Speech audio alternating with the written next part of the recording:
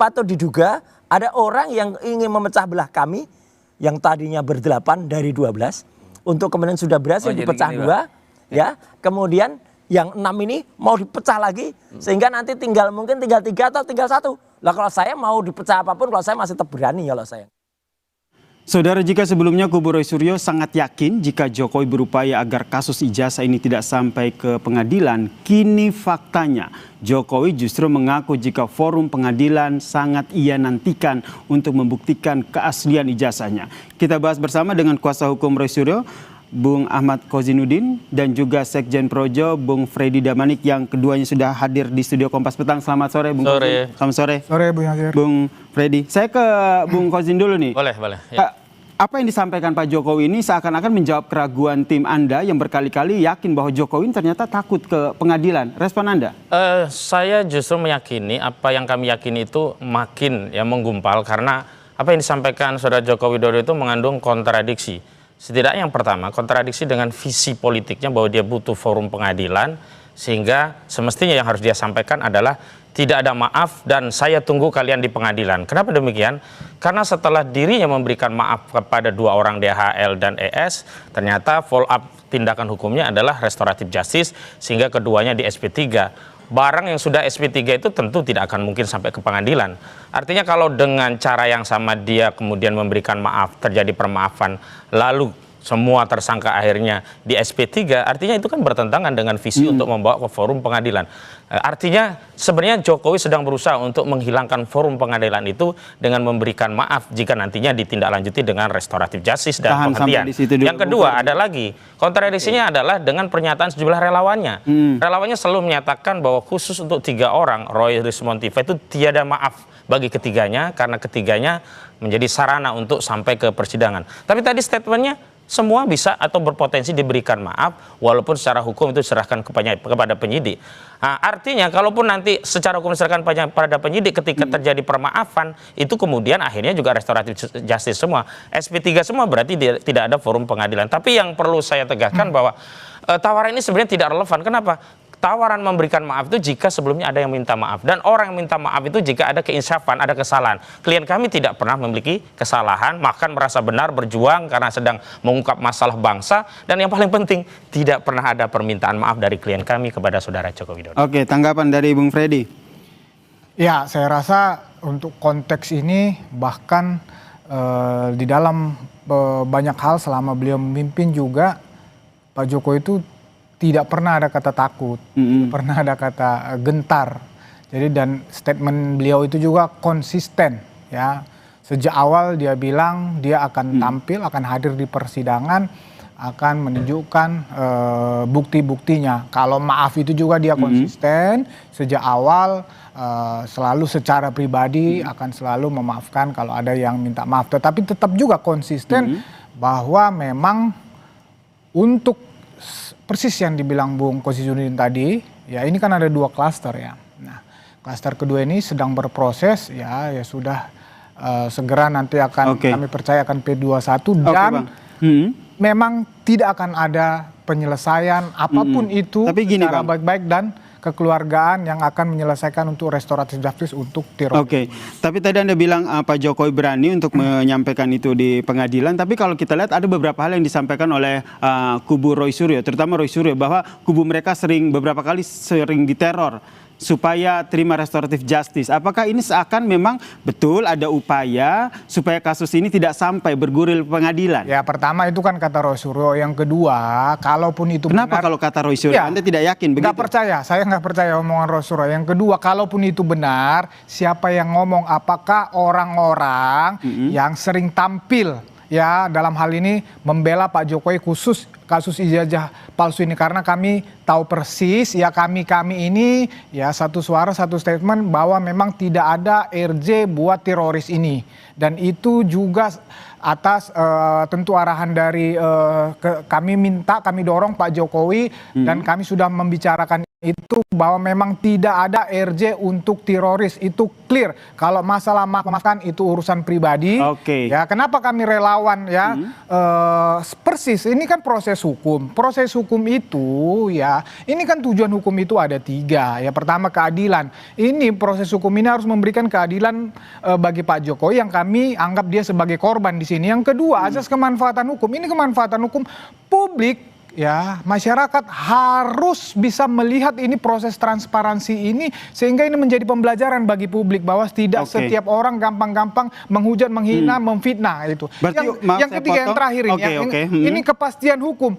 Satu-satunya yang bisa memberikan kepastian hukum dalam proses ini adalah pengadilan dan Pak Jokowi akan hadir di situ. Oke, tadi untuk teroris tidak ya seperti yang disampaikan ya. Tidak. Tapi kalau untuk teroris tidak nih kata Bung Kozin. Tapi tadi juga disampaikan bahwa sebenarnya Bung Freddy sendiri nggak percaya apa yang disampaikan oleh Roy Suryo. Ya memang itu bukan berasal dari Bung Freddy gitu loh. Itu berasal dari sejumlah orang yang selama ini menjadi bagian pembela Joko Widodo. Saya sendiri dihubungi oleh teman saya dihubungi oleh Farhad Abbas yang menawarkan mengajak saya ke Solo. Tapi saya tegaskan saya jangankan ke Solo, ketemu Farhad Abbas saja kalau membahas soal itu saya tidak mau. Tapi lagi-lagi sebenarnya kan klaim tentang keadilan, kepastian dan kemanfaat itu kan klaim sepihak dari kubu Jokowi. Faktanya adalah tidak ada keadilan, justru kezaliman. Contoh, Bambang Tri dan Gus Dur itu divonis 4 tahun dari 6 tahun tanpa ada keadilan, yakni ditunjukkan ijazah asli. Tidak ada. Sebentar, yang kedua, tadi Anda bilang bahwa Anda diajak oleh Farhad Abbas ke Solo. Ya, ajakannya ya? Dari saya tentu menafsirkan ini bagian dari strategi untuk mengajak kami agar berdamai, atau setidaknya kalau saya mengajak klien saya untuk bisa berdamai dengan kubu Jokowi. Itu masih dugaan atau memang sudah ada bukti begitu? Dan arahnya ke sana, karena di beberapa forum juga demikian. Adi Darmawan juga mengajak itu, bahkan Adi Darmawan secara langsung kepada salah satu anggota tim kami begitu, memang tidak melalui kuasa hukumnya dan tidak melalui Jokowi langsung. Tentu kalau itu langsung dan ditolak kan malu. Nah, kalau dari kubu-kubu yang lain kan bisa saja dikatakan itu sebagai ya biasa gosip saja, sehingga hilanglah rasa malu karena tawarannya bertepuk sebelah tangan. Tapi saya mau tegaskan bahwa kalau kita bicara kepastian, tentu kepastiannya itu adalah dengan menunjukkan, dan forum untuk menunjukkan itu tidak harus pengadilan. Buktinya Asrul Sani memiliki forum publik untuk menunjukkan dan perkara itu selesai. Dan kalau kita bicara tentang kemanfaatan, apa sih manfaatnya kasus ini sampai hampir setahun nunggu pengadilan, yang pengadilannya tidak kunjung-kunjung datang? Kenapa kalau kita tidak bicara kemaslahatan, kemanfaatan itu adalah dengan mengambil cara yang lebih teknis dengan menunjukkan di depan publik sebagaimana yang sudah ditempuh oleh Asrul Sani dan telah terbukti itu lebih bermanfaat dan menutup kasus gitu. Nah, jadi kami makin meyakini bahwa kenapa tidak diadopsi cara Asrul Sani? Ya memang karena ijazah itu bermasalah. Semakin ditunjukkan pada publik, maka akan semakin terbongkar masalah dari ijazah tersebut. Gitu. Jadi karena ini karena tadi juga yang disampaikan bahwa ini relawan-relawan akhirnya mengajak, mendekati kubu Roy Suryo ini, kenapa akhirnya begitu? Apakah ini arahan Jokowi?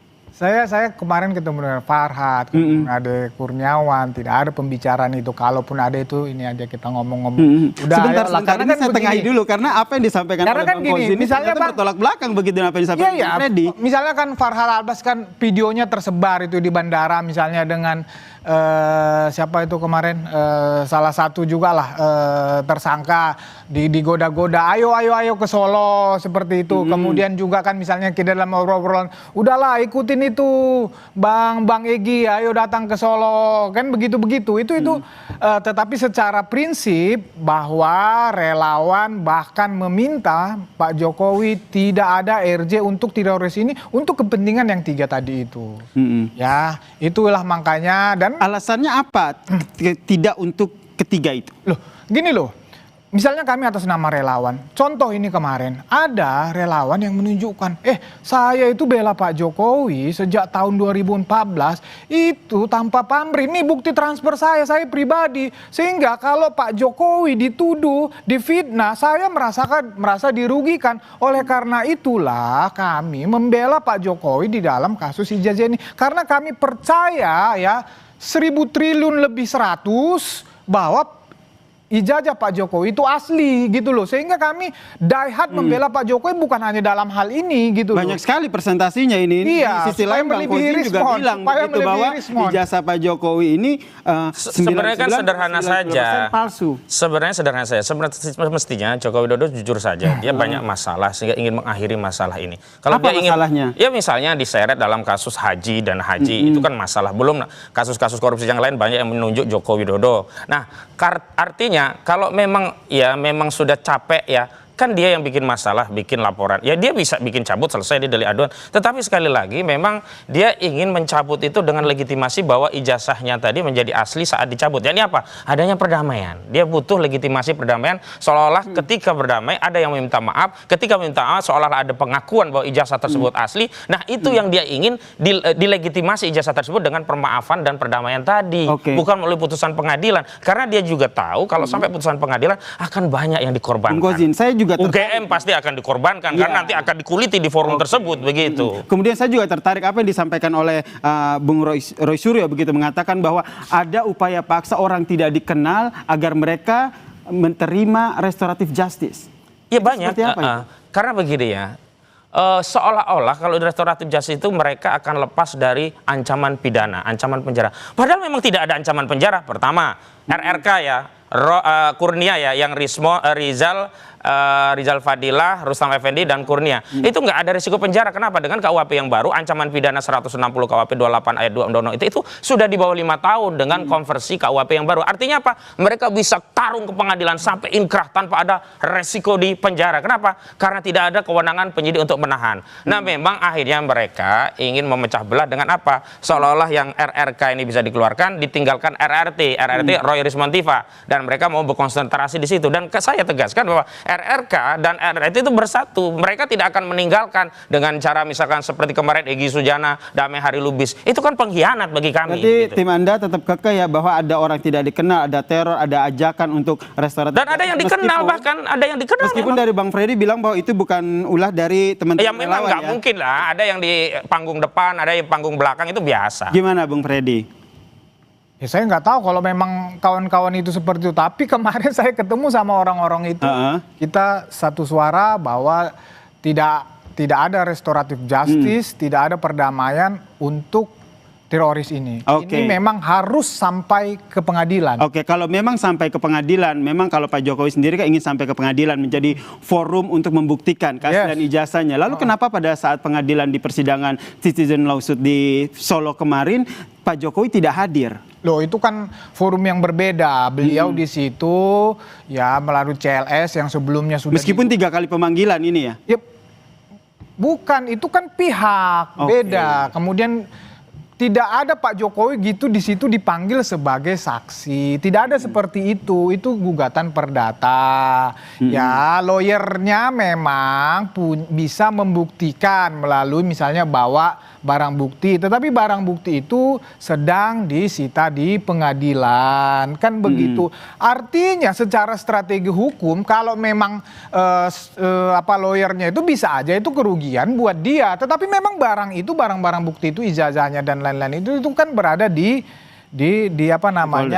Polda, di penyidikan. Sama juga misalnya dengan waktu proses sidang KIP, kan sama prosesnya, itu barang di Polda Metro Jaya, barang bukti itu. Nah tetapi kalau proses pidana ini Pak Jokowi itu sebagai pelapor, sebagai korban memang akan diperiksa.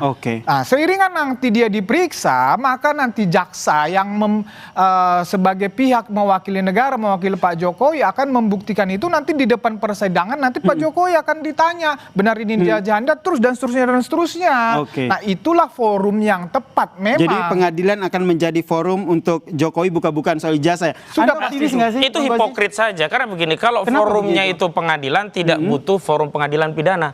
Justru forum pengadilan perdata di Surakarta itu memberi kewenangan keleluasaan bagi Joko Widodo untuk membuktikan ucapannya akan datang ke pengadilan membawa ijazah SD, SMP, SMA sampai S1 UGM kepada hakim untuk melegitimasi ijazahnya. Faktanya yang disita itu hanya SMA dengan S1. Setidaknya masih ada SD, SMP kalau memang dia komitmen mau menjadikan forum pengadilan untuk menunjukkan ijazahnya. Yang kedua, ini juga ada hipokrit bahwa itu delegitimasi oleh penyidik Polda Metro Jaya. Kenapa? Untuk kepentingan pembuktian, barang yang disita itu bisa dibawa ke majelis hakim. Kemarin saja untuk kepentingan gelar perkara khusus yang bukan persidangan itu bisa dibuka. Kenapa? Apa sulitnya meminjam barang bukti untuk dibuka, dikirimkan untuk proses persidangan menunjukkan bukti? Kami justru melihat jangan-jangan apa yang disita ini sebagai manuver untuk ditutupi agar tidak bisa ditampilkan di Solo. Sehingga dihentikan di Polda Metro Jaya dengan dalih itu barang bukti. Dan pada akhirnya yang ada di Polda Metro Jaya pun tidak akan sampai ke pengadilan. Kenapa? Perkara ini selesai di tengah jalan. Ini yang saya lihat gitu loh. Kenapa Bung Kozi ini tetap kekeh bahwa yakin betul bahwa perkara ini akan berhenti di tengah jalan. Padahal dari Bung Freddy sendiri bilang bahwa enggak, tidak. Jangan-jangan berharap kali. Nggak mungkin. Roy Suryo, Dr. Tifa dan simple loh, ini kan perkara ijazah. Kalau orang itu punya ijazah asli itu tidak butuh pengadilan, tidak butuh lawyer. Ini tidak loh pertanyaan butuh saya. Forum. Sebenarnya forum itu tidak butuh diciptakan oleh hukum, bisa diciptakan oleh Jokowi sendiri dengan mengundang para media, dia jelaskan, dia kasih tahu satu-satu seperti Asrul-Sani. Nah, hari ini kenapa saya yakin bahwa tidak sampai ke pengadilan? Kenapa? Karena sampai ke pengadilan itu membuat Joko Widodo ya ketahuan masalah yang sejatinya yang sebelumnya sudah diketahui oleh klien kami, baru dibuktikan di pengadilan. Pertanyaan saya, tidak sampai ke pengadilan, terus penyelesaiannya mekanismenya apa? Banyak sekali. Bisa jadi ya, kalau tanpa intervensi kekuasaan, Jokowi tiba-tiba cabut, selesai. Loh. Yang kedua, kalau tidak intervensi negara, meminjam otoritas negara lewat jaksa SKPP. Kalau jaksa nggak bisa, lewat mahkamah Jaksa Agung dengan deponering. Kalau nggak bisa, nanti minjam tangan presiden dengan memberikan abolisi. Itu kan sudah menjadi wacana di mana-mana. Nah, sebenarnya kalau memang ya tidak mau membebani negara dan memang ketakutan, ya hentikan dengan gentle, jangan satu sisi seolah-olah pengen ke pengadilan, sisi yang lain tuh ngerayu-ngerayu. Ya emang udah, seperti itu ya Bung Ferdi, ada ketakutan di situ. Jadi gini, justru kami sebaliknya, justru kami mendesak, meminta penyidik untuk segera menahan teroris ini, bukan mendesak Polri untuk menghentikan perkara ini. Nah, kan menahan kan nggak membuktikan, berarti kan ada motif jahat. Harusnya mendesak membuka bukti di pengadilan, bukan menahan orang. Bukan untuk menghentikan. Nah, saya percaya 1 bulan atau 2 bulan ke depan ini statement-statement mereka ini akan berubah lagi ketika ini sudah masuk di persidangan. Nanti saya nggak tahu mereka ngomong apa lagi ketika ini sudah di persidangan, sudah dalam proses pembuktian, saya nggak tahu mereka mengambil narasi apa lagi untuk seolah-olah membenarkan lagi. Justru itu bagus sekali. Kenapa? Gitu. Karena persoalan ini bukan hanya persoalan Roy Suryo, bukan Rismon, bukan Dr. Tifa, bukan Kurnia dan yang lain. Ini persoalan bangsa, persoalan seluruh rakyat. Justru dalam forum persidangan itulah rakyat bisa kita yakinkan apa yang dilihat klien kami itu sebagai ijazah palsu pada saat gelar perkara khusus akan dilegitimasi melalui pengadilan, bahwa barang yang selama ini sudah beredar dari sosial media itu adalah sama dan itu dibuktikan melalui forum pengadilan. Itu menjadi legitimasi terhadap penelitian bahwa penelitian ini telah dilegitimasi oleh pengadilan melalui sebuah putusan. Nggak ada masalah, makanya nggak perlu lagi ada tawar-tawaran memaafkan dan seterusnya. Berarti sepakat bahwa pihak dari teroris ini nggak usah menawarkan lagi maaf-maafan gitu loh. Pihak dari teroris ini berarti sepakat bahwa ini harus dibawa pengadilan. Ya sejak awal kan memang demikian. Ya justru itu Bangka. Sejak awal demikian. Nah, cuman Jokowi selalu merayu-rayu dan terbukti 2 yang terayu, Egy Sujana dan Damai Hari Lubis, begitu loh. Betul, terayu. Tidak pernah ada Jokowi merayu-rayu, tanya aja itu Egy. Memang Jokowi tidak, tetapi relawannya melalui relawan Joko Widodo yang mendatangi Bogor, Egy Sujana baru dibawa ke Solo, begitu loh. Betul begitu Bang. Tidak pernah ada. Kemarin kami ketemu bahwa bukan beliau yang melakukan itu, Rejo Rahmat. Rahmat Sekjen Rejo datang ke Bogor, ngomong sama Egy Sujana, di follow up kedatangan mereka ke Solo, diceritakan kronologisnya. Ditawarin sama Farhad begitu. Ya, Farhad ke saya lewat Yasin teman saya. Nah, begitu kita tolak, katanya itu mah gimmick-gimmick saja. Iya, karena sudah ditolak. Coba kalau di follow up, jadi itu barang. Oke. Terakhir Bung Freddy, Anda pasti akan yakin bahwa dalam persidangan nanti Joko Widodo akan menunjukkan ijazahnya. Iya, kami yakin 100.000% bahwa Jokowi akan banyak sekali. Iya, supaya jangan kalah dari Bung Rismon dan kawan-kawan ini persentasenya. Jadi memang satu-satunya jalan memang harus diputus ke pengadilan supaya ada kepastian hukum, supaya publik tercerahkan. karena Pak Jokowi di sini sangat dirugikan. Karena supaya dia kasus ini nggak berhenti atau nggak berlanjut sampai 1 iya, tahun ya. sebetulnya sama dengan kata Tapi itu Bung Kosidudi. disepakat, tapi pernyataan ini penyesatan. Kenapa? Kalau saat di sidang pidana yang menunjukkan bukti itu bukan Jokowi lagi tapi jaksa. Kan tadi sudah Nah, saya kalau mau jelaskan menunjukkan itu. oleh Jokowi itu di sidang perdata di Kan tadi Solo. saya sudah Ditunggu jelasin di Solo begitu. begitu. Saya udah jelasin begitu melalui Oke Bang jaksa Freddy, tadi. oke Bang Ya, Presiden, yang sama-sama. jelas apa yang disampaikan oleh Joko Widodo menyatakan bahwa pada saat persidangan ia akan menyampaikan ijazah aslinya. Itu yang kita nantikan bersama. Iya, dan di Solo ada forumnya. Kita tunggu. Kita sepakat di situ ya, Bung Ya, Presiden. oke, Oke, saya kita sepakat di situ ya, Bung Sepakat. Freddy. Terima kasih Bung Freddy Damanik, Sekjen Projo, dan juga Ahmad Kozinudin, Ya, sama-sama. pengacara Roy Suryo, telah bergabung bersama kami di Kompas Petang. Dan saudara, Kompas Petang akan hadir dengan informasi penting dan menarik lainnya usai jeda. Di antaranya,